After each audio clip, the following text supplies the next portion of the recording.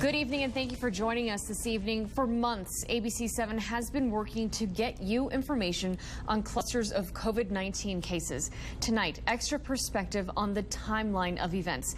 This week alone, a city council vote protecting that data, the legal argument from the city attorney, and how that differs from the explanation we got from Mayor Margot today. But first, El Paso sets a new high for the number of COVID-19 related deaths reported in one day. 15 new deaths reported today, surpassing the previous high of 14, which was set last Thursday. The health department says 15 people did not die on the same day, but over the first 3 weeks of July, 204 new known cases were reported, but the number of active cases dropped. A record number of new recoveries were also reported at 484. That leaves a total of 3,564 active cases, as total cases have soared over 12,000 this week. The 15 reported deaths outpaced the entire county of Dallas today, which only reported 12. The population of Dallas County is 3 times that of El Paso. As always, you can find more data from today's reported cases on our website at kvia.com.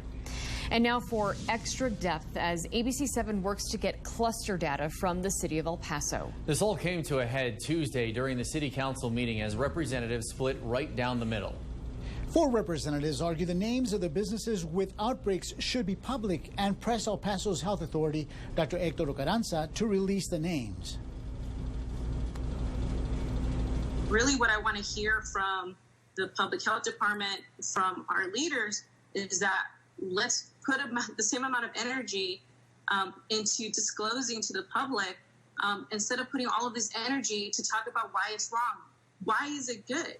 Let's talk about that. Why is it good to disclose the names of the facilities so that people who were there at that time between these hours or what have you can go get tested so that they know that they need to go get tested. That's why it's good.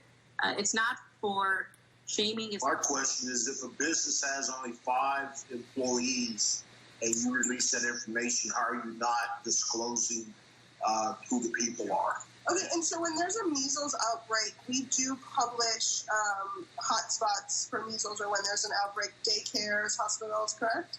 So we already do this. This is a best practice that we already do. Well, actually, what you're talking about is how the investigation is carried out, because we're talking about 2 different things. If it is pertinent to the investigation, we want to know something, and that's how we release very specific information. Carranza says they've identified facilities with their consent and with the goal of advancing the health investigation. But in a pandemic, he says things are different. Disclosing a specific name in a problem that is citywide, it's not going to help in our investigation. It is not going to be pertinent, and that's why we need to address all these privacy issues.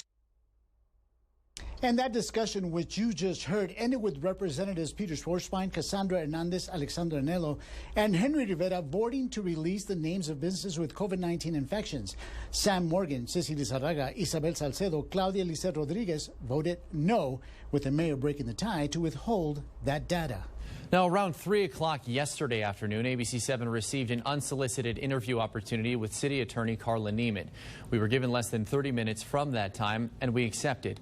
So I tried to seek clarity on why the city claims it legally cannot release COVID-19 cluster data with specific locations. Our statement to the Attorney General's office in regards to your open record was based on what the law allows our local health authority, which is to release statistical information without disclosing the identity of any person.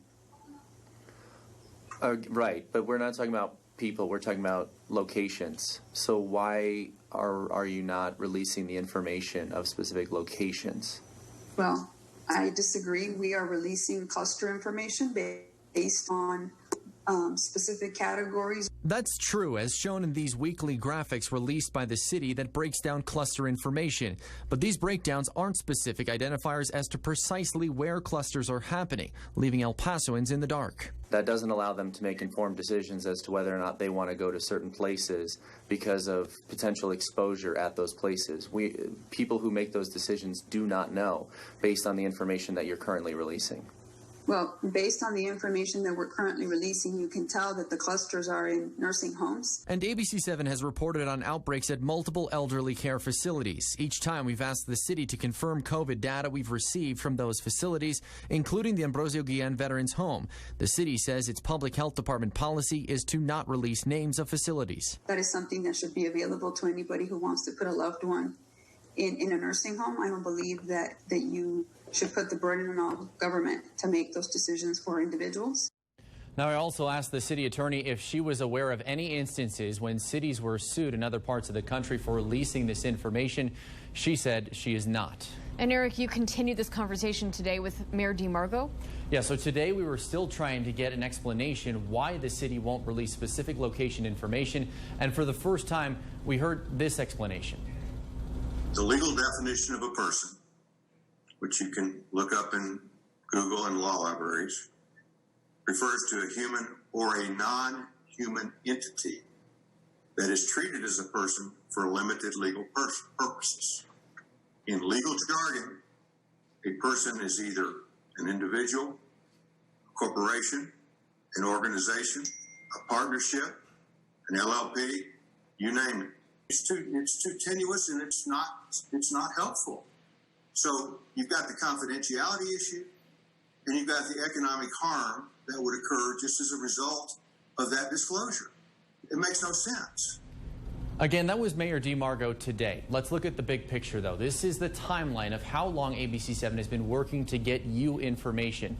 ABC7 made its initial public records request in May, asking for names and locations of clusters identified by the city's health department. The city cited a policy as a reason why they are withholding them.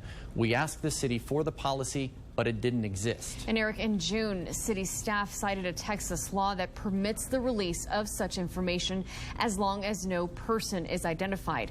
3 days later, in a letter from the city attorney's office to Texas Attorney General Ken Paxton, the city says the state law does not require them to release the information. Now, the letter also states the city has determined the information cannot be released in a manner that unequivocally prevents identification of any person. But at no point in the letter to the AG is the legal definition provided by the mayor referenced today. And ABC7 is still awaiting a final decision from the Attorney General.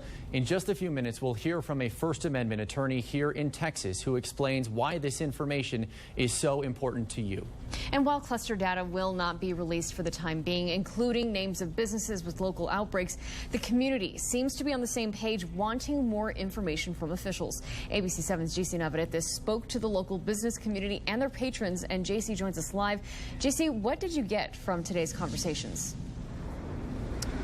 Steph, good evening. That's right. We had a conversation with both those employers as well as their employees and those customers. Now, when we did talk to those business owners, many of them telling us they'd be willing to disclose some of that data information. At the same time, when we talked to those employees as well as those customers, many of them telling us they just want officials to be more transparent.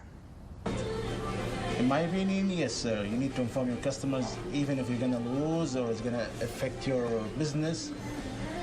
Still, this is people's life, so you still need to inform people about it. Samir Kassem is the manager of the Noor Mediterranean Grill. He understands what an infected employee could do to his business, but he's not alone.